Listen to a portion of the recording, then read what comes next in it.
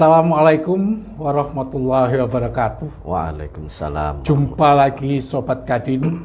Pagi hari ini saya kedatangan seorang tamu yang beliaunya adalah seorang pengusaha di kalangan UMKM yang sangat aktif, kreatif, inovatif, dan inspiratif. Insya Allah pada pagi hari ini beliau kita akan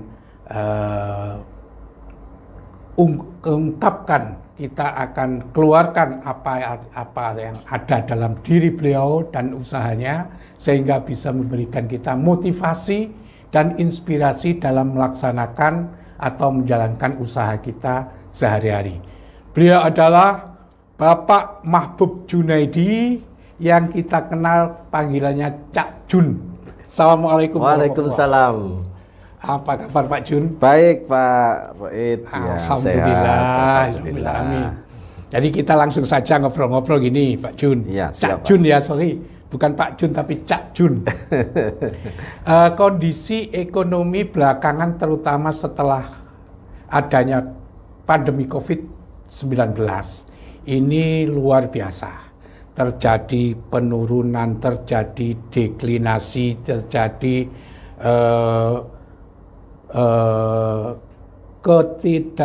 kelemahan para pengusaha-pengusaha kita khususnya di lingkungan UMKM hampir secara keseluruhan, khususnya ini di Sidoarjo kita bicara.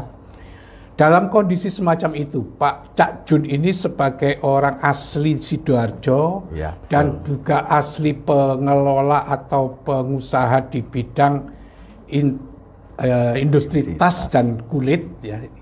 Intaco itu industri tas, koper, kulit, sepatu, dan lain sebagainya. Kira-kira apa ada satu cara, satu hal yang bisa dilakukan sehingga dalam kondisi yang sedemikian rupa, alhamdulillah sekarang sih suasananya mudah-mudahan sudah tidak ada COVID-nya ya. Amin, tapi mudah-mudahan ini menjadi suatu titik tolak balik bagi para pengusaha khususnya dunia UMKM untuk bisa meningkatkan lagi motivasinya, semangatnya dalam berusaha dan sebagainya. Untuk itu, kiat-kiat apa yang kira-kira dilakukan oleh Cak Jun dalam rangka menghadapi kondisi semacam ini sehingga usaha ini masih tetap harus punya prospek yang lebih bagus. Monggo Cak Jun cerita saja, kita ngobrol-ngobrol sing santai gitu. Silakan Cak Jun. Terima kasih Pak Roid, sahabat Kadin semuanya. Ya, sebuah kehormatan bagi saya pagi hari ini bisa datang ke kantor Kadin. Terima bisa ketemu Pak Ketua yang memang sudah lama nggak ketemu Pak Ketua. Terima kasih Cak Jun. Saya kangen banget dengan Pak Ketua ya. Terima kasih Pak Ketua. Pagi ini kita memang mempunyai tema bagaimana sih kiat-kiat kita menghadapi pasca pandemi ya. Yang mana pandemi itu datang tanpa kita undang ya. Tanpa kulon wun juga. Tanpa kulon wun ya, tetapi mampu memporak-porandakan semua sendi-sendi kehidupan tidak hanya ditanggulangin. Iya. Di Sidoarjo, di kabupaten lain, kota lain, bahkan di seluruh dunia porak-poranda dengan adanya krisis pandemi. Ya. Dan pandemi itu sendiri sebetulnya ada dua sisi. Ya. Kalau kita ambil sisi negatifnya ya kita pasti akan sedih, susah, merana ya, karena kita tidak bisa beraktivitas macam-macam. Tetapi sisi positifnya kita bisa mengintrospeksi diri, mereset diri kita sendiri, bahwa situasi seperti ini pun harus mau dan mau harus kita hadapi. Satu sisi kita harus mencari cara bagaimana bisa keluar dari situasi pandemi yang memang sudah mulai mereda ini ya. Sisi yang lain bagaimana kita lebih pada mendekatkan diri pada yang Maha Kuasa. Ya. Itu sisi positifnya. Lain daripada itu, saya sebagai pengusaha tas kulit ditanggulangin yang memang sudah malang melintang di dunia tas, sudah hampir 30 tahun saya itu Pak Ketua ya. Mainan kulit itu hampir 30 tahun. Ada kejenuhan sih sebetulnya. Tetapi kita tidak boleh putus asa sampai di situ. Tetap kita harus giatkan bagaimana usaha ini bisa tetap berkembang. Nah, ketika pandemi ini sudah berlalu, ya bagaimana kiat-kiat kita, salah satu diantaranya saya, pelaku usaha yang ada di Tanggulangin, untuk mensiasati situasi kekinian dan menghadapi kondisi yang sekarang ini berbeda dengan 2 tahun, 3 tahun yang lalu. Iya. Ya. Beda dengan kondisi beda, normal. Iya, beda dengan kondisi normal. Iya. Karena dunia sekarang berbeda. Dan dunia sekarang berubah. Betul. Kalau orang sekarang dulu, ya contoh saja Pak, dulu orang datang ke Tanggulangin itu kan bisa berbondong-bondong. Betul. Bis banyak yang datang. Iya. Baik dari seluruh Indonesia. Dari seluruh Indonesia. Dan sekarang bisa dihitung dengan jari. Bis yang bisa datang ke Tanggulangin itu pun mungkin hanya sekedar mampir gitu aja sekarang. Kalau dulu menjadi tujuan destinasi wisata, iya. Orang berwisata belanja di sana dengan luar biasanya mengeluarkan cuannya untuk membeli produk-produk khas Tanggulangin yang menjadi andalan produk di Kabupaten Sidoarjo. Iya. Iya. Nah, karena zaman sudah berbeda, setelah 2 tahun kita mengalami pandemi, tidak ada aktivitas membangun usaha. Setelah pandemi reda, kita dihadapkan dengan situasi yang berbeda. Ini memang kita harus berpikir keras. Bagaimana membangkitkan usaha ini biar tetap berkembang, biar tetap eksis, biar produk kita ini tetap menjadi sebuah produk yang bisa kita andalkan dan kita banggakan, dan menjadi kebanggaan Kabupaten Sidoarjo. Kiat ini harus kita cari. Kita tidak bisa hanya sekedar berdiam diri dengan metode yang lama. Kita hanya menjual dari satu kota ke kota yang lain. Kita harus menjual dari satu kantor ke kantor yang lain. Tidak. Karena dunia sekarang berbeda, ada kecepatan kehidupan di dalam kita membangun sebuah usaha ini, termasuk juga dalam kita membangun usaha membuat tas kulit ini, Pak. Okay, ya, kalau dulu saya jualnya hanya secara offline, ya. Sekarang orang beli sudah jarang offline, ya. Tinggal buka aplikasi, dia mau beli produk apa saja bisa di situ. Nah, ini yang harus kita jadikan salah satu solusi menghadapi pasca pandemi ini. Yang tadi saya katakan dunia ini sudah berbeda, dunia ini sudah berubah. Yang dulu hanya orang bisa lalu lalang ke sana, sekarang ini semuanya serba cepat. Betul. Serba cepat dan serba digitalisasi. Maka salah satu solusi penting yang harus kita kuatkan dan kita gerakkan dan kita bumikan di Tanggulangin, di kalangan teman-teman pengusaha tas kulit yang ada di sana adalah membangun jaringan komunikasi dengan secara digitalisasi. Mau tidak mau, suka tidak suka, bisa atau tidak, kita harus masuk di dunia itu. Walaupun itu bukan dunia saya, mungkin dunianya adik-adik saya usia di bawah 40, 30, 25, ini dunianya mereka. Dan ini kita harus bisa mampu masuk di situ. Kalau secara individu, secara pribadi saya tidak bisa, ya saya harus bisa mengajar orang yang bisa membantu mengakses, bisa membidangi di bidang digital marketing seperti itu, sehingga produk yang kita buat, yang bagus kita buat ini bisa terekspos, bisa terjual, bisa dilihat oleh masyarakat yang ada di dunia luar sana. Jadi ini Pak Jun, ini adalah salah satu kiat dalam rangka pemasaran. Mungkin ada kiat lain dari sisi produknya itu sendiri. Apakah perubahan pemasaran ini juga berpengaruh atau kita harus aktif kreatif lagi dalam rangka membuat produknya. Nah, kira-kira kembali kepada produknya, apakah produk yang dulu dengan yang sekarang tetap saja atau ada inovasi baru, ada penemuan baru, pengembangan baru jenis produknya supaya ini juga menjadi daya tarik baru bagi calon konsumen kita.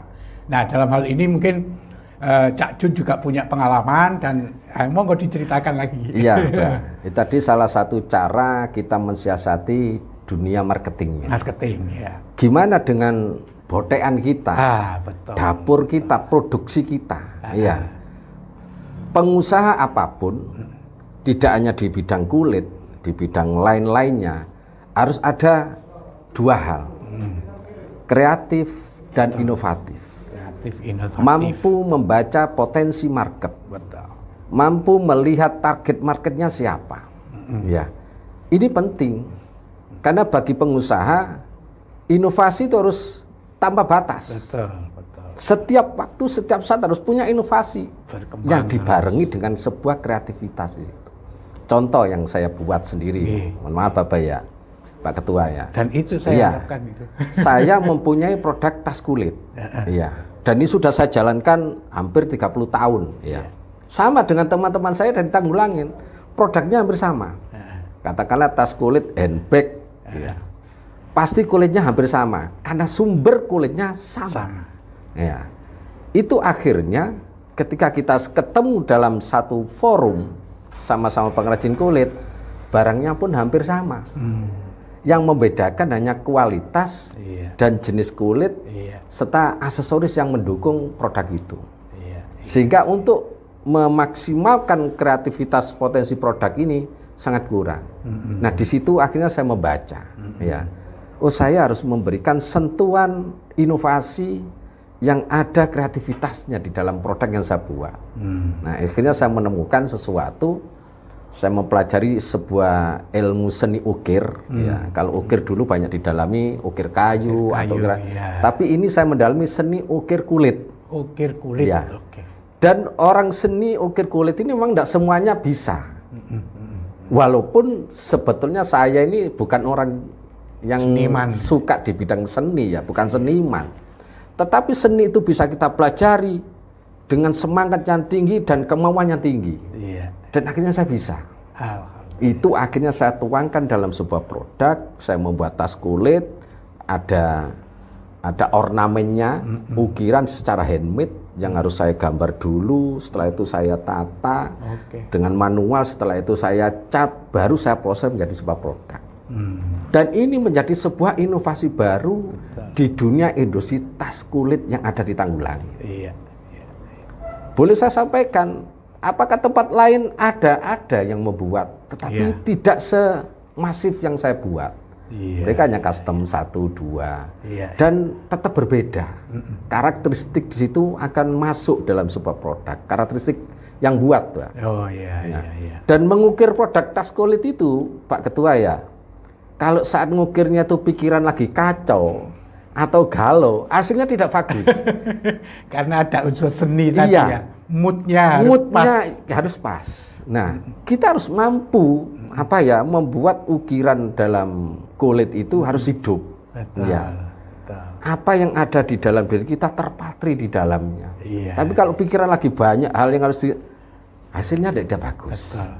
Betul. Itu salah satu bagaimana cara solusi kita bagaimana dalam membuat sebuah produk ini biar mampu bersaing dari waktu ke waktu. Betul. Karena produk kulit yang saya kasih inovasi ukir gambar itu gambarnya tidak ada yang sama. Gambar sama, hasil catnya pun berbeda. Di sini yang membuat mempunyai nilai seni yang berbeda dengan produk yang lain. Seperti itu Pak Ketua. Artinya gini, produk itu tidak asal sama dengan seperti yang dulu-dulu. Yang dulu itu mungkin hanya teknis saja yang dipelajari, bagaimana menjahit, bagaimana menggunting dan mengaitkan antara satu lembaran dengan lembar lainnya. Ternyata sekarang dikembangkan dengan unsur seni yang ada di dalamnya. Dan ini memang menurut saya ada sesuatu sentuhan yang lain, dan kalaupun ditiru oleh orang, mesti rasanya juga akan berbeda. Karena rasa seninya juga berbeda. Dan kebetulan ini kelihatannya Pak Jun walaupun mungkin tidak punya background seni ukir atau seni lukis dan lain sebagainya, dengan mempelajari berbagai gambar yang ada, akhirnya muncul juga kreativitas semacam itu ya. Dari sisi itu kaitannya dengan soal pemasaran tadi, dengan sesuatu yang khas ditambahi di dalamnya unsur seni, ini otomatis pasarnya akan berubah atau akan berkembang, atau bagaimana dari sisi pasarnya dengan produk baru ini? Dari sisi market, produk yang saya buat itu, akhirnya saya bisa memetakan target market saya. Target market produk yang saya buat. Lebih jelas ya. Iya. Jadi kalau mereka yang beli itu orang-orang pencinta seni, mereka tidak berpikir harga. Betul, betul. Oh ini bagus gambarnya, suka. Dia enggak tanya harganya dulu. Iya, Dia melihat gambarnya dulu, suka, oh ya sudah, baru tanya harga. Itu pun pasti tidak akan menawar. Iya. Kalau menawar ya hanya sekedar sebagai pantes-pantesan. Ya, bahasa komunikasi ya, tetapi tidak terlalu ngoyo lah bahasanya untuk bisa sesuai dengan harga yang dia inginkan. Betul. Karena orang-orang yang seperti ini melihat apa ya? Perjalanannya untuk membuat produk seperti itu pasti prosesnya panjang, ya, dan sangat menghargai sebuah kreativitas, itu satu. Yang kedua, ada yang memang pembeli murni, pembeli murni itu dalam arti, wes saya suka modelnya, tidak berpikir gambarnya, tetapi gambar itu melengkapi dari produk yang dia beli. Kenapa? Pasti dia tanya, ini limited edition Pak ya? Oh iya pasti. Orang lain nggak akan punya gambar yang sama. Kalau pun sama pasti beda, iya. Nggak ada yang kembar ya. Iya, macam-macam yang beli, dan itu target market saya adalah orang-orang yang kelas menengah ke atas. Karena harga tas saya yang dulu mungkin kalau nggak ada ukirnya antara 500, 600, 700. Sekarang harga tas saya rata-rata di atas 1.200.000, 1,5 juta. Lompat. Iya, lompatnya hampir dua kali lipat lebih, bahkan lebih dari dua kali lipat dari harga yang normal. Nah, itulah salah satu pentingnya kalau kita memasukkan unsur kreativitas dalam sebuah produk. Dan ini saya harus terus-menerus secara kontinu menampilkan produk ini dengan gambar yang berbeda dan mengikuti tren gambar yang ada. Trennya tahun 2023 nanti apa? Itu sudah saya kantongi beberapa gambar yang ada, termasuk warna-warna yang menjadi trennya nanti apa. Kita sudah harus bisa mengikuti itu. Itu Pak. Oke. Jadi mungkin suatu saat entah sudah dicoba atau belum, gambar foto mungkin bisa juga dibikin. Misalnya tas ada foto saya misalnya dengan foto saya itu akan diukir di kulit itu, bisa juga ya gitu ya? Oh bisa, sangat bisa. Sangat bisa. Luar biasa ini. Itu ada pengalaman Pak Ketua ya. Ketika saya didatangi tamu dari Belgia ya, kemarin itu orang ini minta dibuatkan covernya gitar. Gitar akustik itu minta dikasih cover kulit. Gambarnya request. Salah satu gambarnya adalah, mohon maaf, wanita cantik banget. Pak Jun bisa, Cak Jun bisa nggambarin? Oh bisa. Iya. Walaupun dalam diri saya bisa enggak ya, tapi saya bilang bisa. Karena dengan saya bilang bisa itu di sini ada apa ya? Semangat gitu ya, ada kekuatan yang memang saya harus mampu bisa membuat ini tantangan bagi saya. Ternyata bisa terrealisasikan dengan baik, iya. Gitu. Luar biasa. Oke.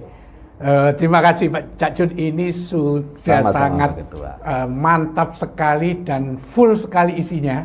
Jadi isinya penuh sekali. Cak Jun ini satu lagi, saya ingat beliau ini seorang yang tidak bisa mengatakan rujak kalau tidak cabenya itu 50 Pak. 50. Luar biasa ini, jadi keistimewaan tersendiri yang mungkin soal hobi pedesnya itu nggak bisa ditiru ya. Tapi kreativitasnya yang tadi insya Allah bisa menjadi inspirasi bagi teman-teman sobat Kadin sekalian. Mudah-mudahan bisa meniru kira-kira kreativitas inovasi yang ada di Pak Jun ini, sehingga bisa meningkatkan nilai dari produk yang dihasilkan. Bukan hanya dari tas saja, mungkin ada Bapak Ibu punya produk lain, apakah dalam bentuk kuliner, makanan, atau kerajinan yang lain.